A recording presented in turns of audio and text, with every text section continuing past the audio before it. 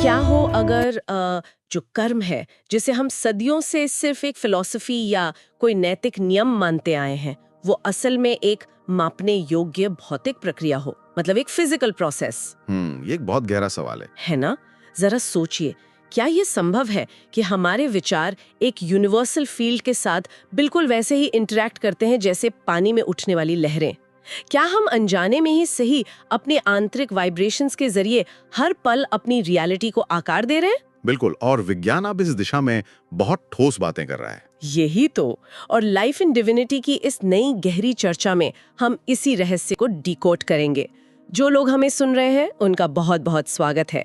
बातचीत के इस स्वाभाविक प्रवाह में अगर कुछ नया सीखने को मिले तो लाइक, शेयर और सब्सक्राइब जरूर करें।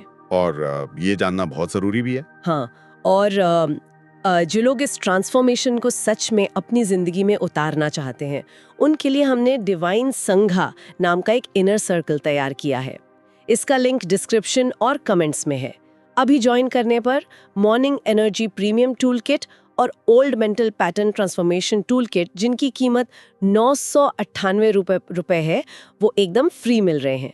चैनल पर वैसे भी 500 से ज्यादा वीडियोस हैं जो इस सफर में मदद कर सकते हैं, जो कि एक बहुत अच्छा रिसोर्स है।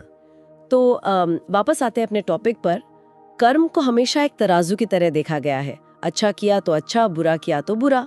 लेकिन अगर हम इसे फिजिक्स के चश्मे से देखें तो ये कैसा लगेगा? यहीं पर सारा नजरिया बदल जाता है। मार्च 2026 की जो लेटेस्ट क्वांटम रिसर्च है, वो हमें बताती है कि जिसे हम खाली अंतरिक्ष समझते हैं, यानी एम्प्टी स्पेस, वो असल में खाली है ही नहीं। अच्छा, तो फिर वो क्या है? वो एक बहुत ही हाई डेंसिटी वाले सुपर फ्लूइड मीडियम से भरा हुआ है। एक ऐसा अदृश्य माध्यम जो हर जगह मौजूद है। जब भी दिमाग में कोई विचार आता है तो न्यूरॉन्स की फायरिंग से सिर्फ एक बायोलॉजिकल घटना नहीं होती। तो और क्या होता है? वो एक न्यूरल रिपल पैदा करता है, एक तरह की इलेक्ट्रोमैग्नेटिक तरंग।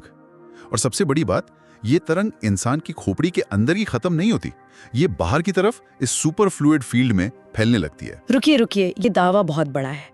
मतलब क्या हम ये कह रहे हैं कि हमारे विचार सिर्फ एक एब्स्ट्रैक्ट चीज नहीं है, वो एक फिजिकल फोर्स की तरह काम कर रहे हैं? बिल्कुल। यानी जो विचार अभी मेरे दिमाग में चल रहा है, वो असल में ब्रह्मांड में कोई लहर पैदा कर रहा है? विज्ञान अब यही साबित कर रहा है।